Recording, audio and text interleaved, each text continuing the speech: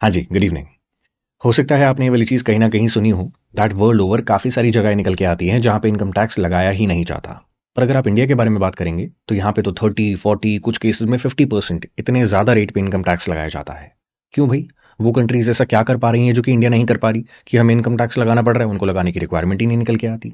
आज की वीडियो के अंदर हम वही डिस्कशन करने वाले हैं और मैं आपको एक तरीका बताऊँगा जो कि यूज़ करके इंडिया में भी टैक्सेस पोटेंशियली हटाए जा सकते हैं और उसके साथ-साथ सरकार का रेवेन्यू जो है वो भी कम नहीं होने वाला। यानी कि लोगों को कम पे करना पड़ेगा, सरकार को उतना ही पैसा मिल जाएगा।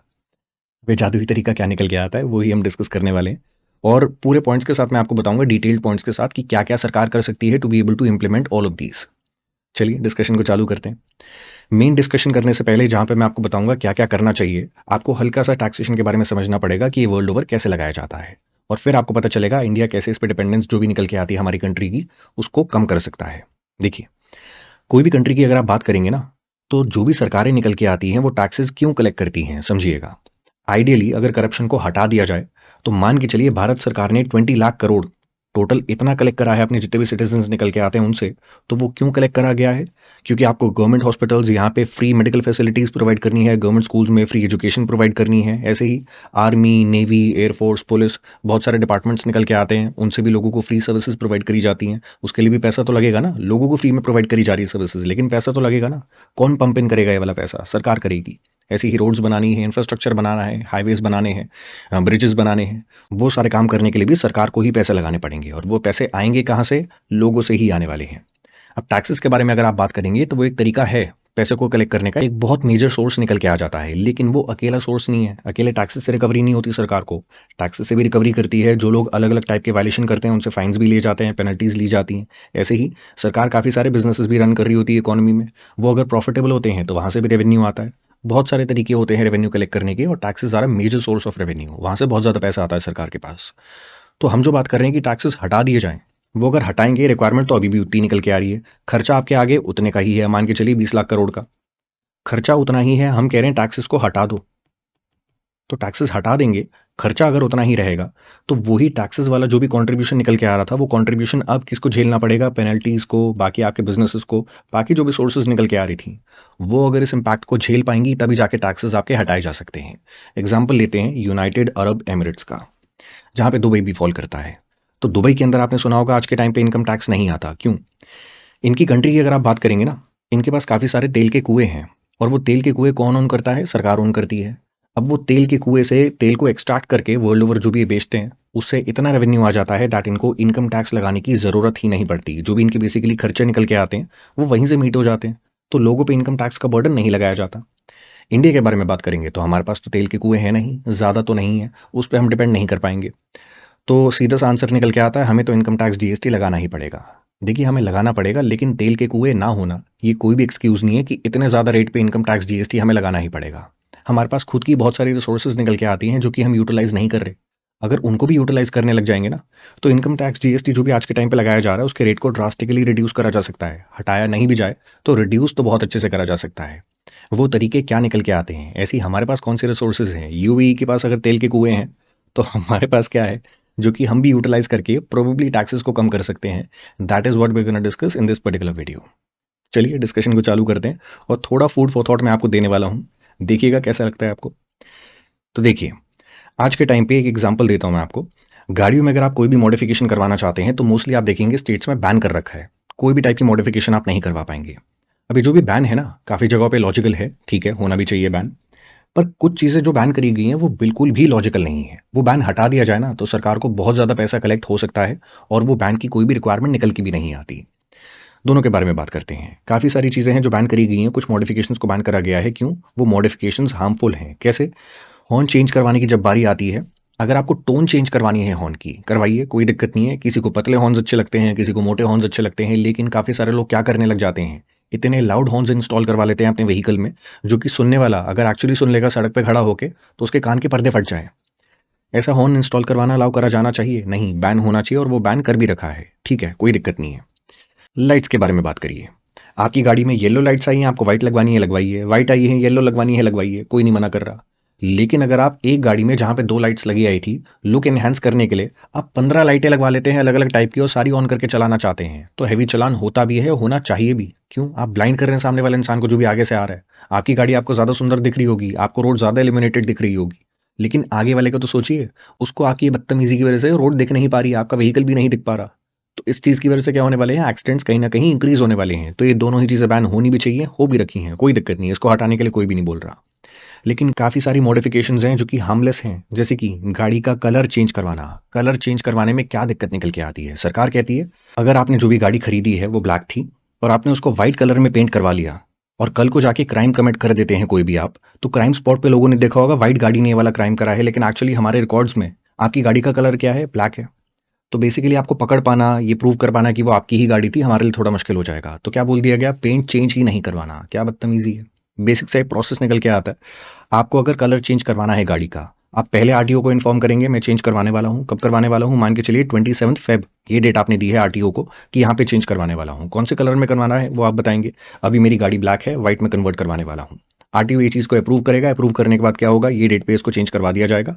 तो बेसिकली आपको पहले इन्फॉर्म करना होता है। प्रोबेबली 25 फेब को आपने इन्फॉर्म कर दिया और चेंज करवाने के बाद आप आरटीओ पे ले जाएंगे, वेरीफाई करवा देंगे उनके ऑफिसर को कि देखिए व्हाइट मैंने बोला था, व्हाइट करवा दिया है, अब आरसी पे कलर को चेंज कर दीजिएगा, ब्लैक टू व्हाइट कर दीजिए, ताकि कल को जाके कोई भी ट्रैफिक पुलिस ऑफिसर अगर मेरी गाड़ी को रोकता है तो उसको सेम कलर ही देखने को मिलेगा जो कि गाड़ी पे है, और आरसी पे भी सेम कलर देखने को मिलेगा। आपके डिपार्टमेंट को भी पता चल गया। और कल को भगवान ना करे अगर कोई भी क्राइम मेरी गाड़ी से होता है तो आपको पता है मेरी गाड़ी का कलर क्या है। क्या दिक्कत है ये वाले प्रोसेस में? कोई भी दिक्कत नहीं है। और ट्रेसेबिलिटी जो भी आपको चाहिए थी वो भी मिल गई। पर ये आप नहीं कर रहे हैं, जिसकी वजह से हो क्या रहा है आज के टाइम पे, समझिए। अगर इतने लोग निकल के आते हैं जो कि क्या करना चाहते हैं, गाड़ी पे कोई ना कोई रैप लगाना चाहते हैं, कोई कलर का, कलर को चेंज करवाना चाहते हैं, रीपेंट करवाना चाहते हैं, गाड़ी को डिफरेंट कलर में करवाना चाहते हैं, वो नहीं करवा पा रहे हैं। और इसमें से हो क्या रहा है, इतने लोग कह रहे हैं कि यार रहने दो, मैंने ज़बरदस्ती अगर कलर को चेंज करवा लिया, मेरी स्टेट में आरटीओ ये वाला काम अलाउ नहीं करता कलर को चेंज करना, तो रहने देते हैं। नहीं तो ज़बरदस्ती के 20,000 के 25,000 के हर बार जब भी ट्रैफिक पुलिस ऑफिसर पकड़ेगा कुछ ना कुछ चलान होता रहेगा, गाड़ी इंपाउंड भी हो सकती है। तो ये लोग तो टूट गए कि रहने दो, नहीं करवाते। अब कुछ लोग जो कि ज़्यादा ही रईस निकल के आते हैं, उन्होंने कहा रहने दो यार, चलान होगा, देखी जाएगी, कोई दिक्कत नहीं है, मैं तो करवा के रहूंगा चेंज। लीगली तुम अलाउ करते हैं तो तुम्हें फी पे करके करवाता, तुम अलाउ नहीं कर रहे हो तो फी पे करे बिना करवाऊंगा तो जरूर, पकड़ा जाऊंगा तो देखी जाएगी, रिश्वत देके कुछ ना कुछ निकल जाऊंगा।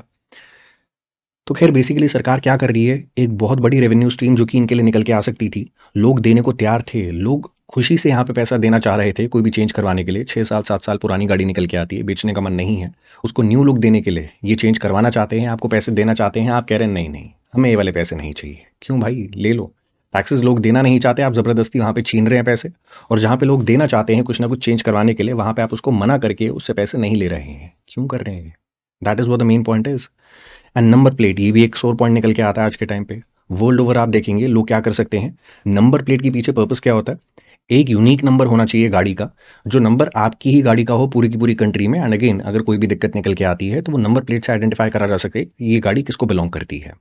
आज के टाइम पे इंडिया में नंबर्स कैसे हैं, DL 3C, CJ 4 5 6 7 8 9, कोई भी नंबर हो सकता है। ऐसे टेढ़े मेढ़े नंबर निकल के आते हैं। सोचिए कहीं पे कोई क्राइम हुआ है, भागती हुई गाड़ी में आपको ये नंबर आइडेंटिफाई करना है, ये ज़्यादा आसान होगा, या फिर गाड़ी के ऊपर लिखा हो सूर्यवंशी, वो आइडेंटिफाई करना ज़्यादा आसान होगा। काफ़ी ज़्यादा आसान होने वाला है सूर्यवंशी, या फिर ऐसा कुछ भी अगर लिखा होगा बॉस ये वो वगैरह वगैरह, बहुत आसान हो जाएगा उसको आइडेंटिफाई करना। अगर आप अलाउ कर देते हैं दैट नॉर्मली आपकी ऐसी ही नंबर प्लेट होने वाली है। पर अगर आप गाड़ी की जो भी वैल्यू निकल के आती है उसका 1% अगर पे करेंगे तो हम ये फी पे करने पे आपको अलाउ कर देंगे कोई भी नंबर प्लेट आप ले सकते हैं जहां पे कोई भी नाम आप डलवा सकते हैं। बॉस 007 जो डलवाना चाहते हैं डलवाइए। बस एक कंडीशन क्या है, वो यूनिक होना चाहिए, किसी और ने पहले से ले रखा होगा तो आप नहीं ले पाएंगे।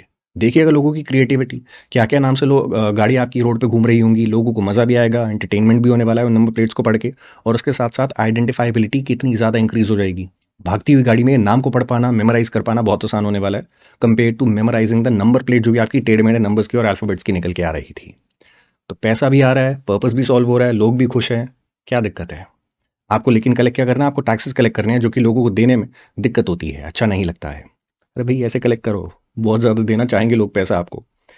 यहाँ पे भी वही फंडा निकल के आता है। आप क्या कर सकते हैं, डिपेंडिंग ऑन गाड़ी की कितनी वैल्यू निकल के आती है, 3 लाख की गाड़ी है तो इसका 1% कितना निकल के आएगा, 3,000 रुपये निकल के आएगा, इतना कलेक्ट कर लो फी के नाम पे।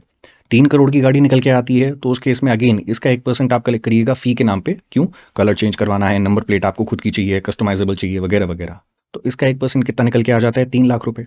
नाउ डिपेंडिंग ऑन कितने की गाड़ी कोई चला रहा है या मोटे मोटे तौर पे कितनी उसकी इनकम निकल के आती है, वो उतनी उतनी फी आपको पे करेगा। और ऐसे कर करके, मैं ये नहीं कह रहा हूँ आपके 20 लाख करोड़ रुपए पूरे के पूरे टैक्सेस के यहाँ से रिकवर हो जाएंगे इन तरीकों से, लेकिन सब्सटैंशियल पोर्शन रिकवर हो सकता है। करके तो देखिए, ये वैसी चीज़ें हैं जो कि लोग जहाँ पे आपको पैसे देना चाह रहे हैं, आप ले नहीं रहे हैं। लेने लग जाएंगे तो उस केस में काफ़ी ज़्यादा आपकी टैक्सेशन पे जो भी डिपेंडेंस निकल के आती है, टैक्सेस से जो जो आपको लेना पड़ता है जीएसटी के नाम पे, इनकम टैक्स के नाम पे, कम लेना पड़ेगा, इतना नहीं लेना पड़ेगा। ऐसे ही एक और एग्जाम्पल, पे डे फाइन्स। ये क्या फंडा निकल के आता है? आज के टाइम पे मान के चलिए कोई ना कोई ट्रैफिक वायलेशन हुई है, किसी भी इंसान ने रेड लाइट जंप करी है, तो रेड लाइट जंप करने में दिक्कत क्या निकल के आती है? आप रेड लाइट जंप कर रहे हैं, किसी और की ग्रीन हो रखी थी, आप भी निकल रहे होंगे, वो भी निकल रहा होगा, एक्सीडेंट हो सकता है, लोगों की जानें जा सकती हैं। किसकी वजह से? आपकी जल्दी की वजह से, जल्दबाजी की वजह से, जो कि आपने यहाँ पे दिखाई है। तो आपको डिसइंसेंटिवाइज करने के लिए कि ये वाला काम आप दोबारा नहीं करें, चालान लगाया जाता है। दिल्ली में बात करेंगे तो 2000 रुपये का चालान निकल के आता है आज के टाइम पे। अब ये चालान का पर्पस क्या है? दोबारा आप ये वाला काम नहीं करें। मैं आपको एक चीज़ बताता हूँ, ये चालान जिस पे भी लगाया गया है उसकी इनकम कितने की निकल के आती है? एक इंसान है उसकी निकल के आती है 70,000 रुपये की पूरे साल की इनकम, और दूसरा इंसान है जिसकी इनकम कितने की निकल के आती है? 700 करोड़ की। सोच के देखिए, 2000 रुपये का जो चालान निकल के आ रहा है, ये काम रेड लाइट जंप करना, ये ना करने के लिए किस इंसान को रोक पाएगा? इसको या फिर इसको? अकेले इसको ही रोक पाएगा। क्यों? इसको 2000 रुपये पे करना पिंच करेगा, इसके लिए इम्पैक्टफुल होने वाला है। इसको फर्क भी नहीं पड़ेगा कि इसको 2000 रुपये का चालान देना पड़ा। आप स्पीडिंग पे, रेड लाइट जंप करने पे 2-2 हज़ार रुपये इसको पे करने के लिए बोल रहे हैं, इसके लिए बिल्कुल ही इनसिग्निफिकेंट अमाउंट निकल के आता है। तो क्या ऐसा कोई चालान होना चाहिए जो कि फर्क पड़ता ही नहीं है जिसका किसी भी इंसान को? नहीं, ऐसा कभी भी नहीं होना चाहिए। चालान चालान का अमाउंट उतना होना चाहिए जो कि एक्चुअली आपको इम्पैक्ट करे, और वो इम्पैक्ट के बेसिस पे दोबारा वाला काम करने से आप डरें। तो काफ़ी सारी कंट्रीज में क्या करा जाता है, कॉन्सेप्ट होता है फाइन्स का जिसको बोला जाता है पे डे फाइन्स। वहाँ पे ना इनकम के बेसिस पे फाइन्स लगाए जाते हैं। एग्जाम्पल के तौर पे ये नहीं बोला जाएगा रेड लाइट अगर आपने जंप करी है तो 2000 रुपये का चालान है। ये बोला जाएगा रेड लाइट अगर आपने जंप करी है तो एक पे डे का फाइन होने वाला है। उसका मतलब क्या होने वाला है? आपकी एक दिन की जितनी भी इनकम निकल के आती है, उतने का आपको जो भी फाइन निकल के आता है वो पे करना पड़ेगा। अब कोई इंसान जो 70,000 रुपये की इनकम दिखा रहा है, इसकी एक दिन की इनकम कितनी होने वाली है? डिवाइडेड बाय 365 डेज, तो इतना इसको पे करना पड़ेगा चालान के नाम पे। जो 700 करोड़ की इनकम दिखा रहा है, उसको उसका डिवाइडेड बाय 365 जो भी अमाउंट निकल के आता है उतना पे करना पड़ेगा। और ये दोनों की ही जो भी फिगर निकल के आ रही थी, ये वाली फिगर ऊपर वाले इंसान के लिए, ये नीचे वाले इंसान के लिए, दोनों के लिए रिस्पेक्टिव फिगर दोनों को ही पिंच करेंगी और दोनों ये वाला काम करने से रोकेंगे। तो ये अगर इंडिया में इंप्लीमेंट करा जाता है तो फायदा तो होगा ही होगा। क्या फायदा होने वाला है? या तो वायलेशंस कम हो जाएंगे, क्योंकि हर एक को जो भी ये पेनल्टी निकल के आ रही है वो पिंच कर रही है, कोई भी वायलेशन नहीं करेगा। या फिर अगर वायलेशन फिर भी करता है तो सरकार की कलेक्शन ज़्यादा हो जाएगी। कलेक्शन जैसे ही ज़्यादा हो जाती है, आपको टैक्स पे कम निर्भर होना पड़ेगा और टैक्सेस से रिकवरी कम करनी पड़ेगी। देखिए, आज हमने जो जो डिस्कस करा ना, वो डिस्कस करने के पीछे पर्पस कहीं से भी ये नहीं निकल के आता कि कोई भी सरकार को कॉल आउट करा जाए, ये सरकार बुरी है, वो सरकार बुरी है। नहीं, the purpose is to discuss कि भाई टैक्सेस पे डिपेंड करे बिना अलग अलग तरीकों से सरकार रिकवरी कैसे कर सकती है, वो सारे खर्चे करने के लिए जो भी वो करना चाहती है। एंड टैक्सेस पे क्यों नहीं आपको डिपेंड करना चाहिए ज़्यादा, कम से कम डिपेंडेंस क्यों रखनी चाहिए?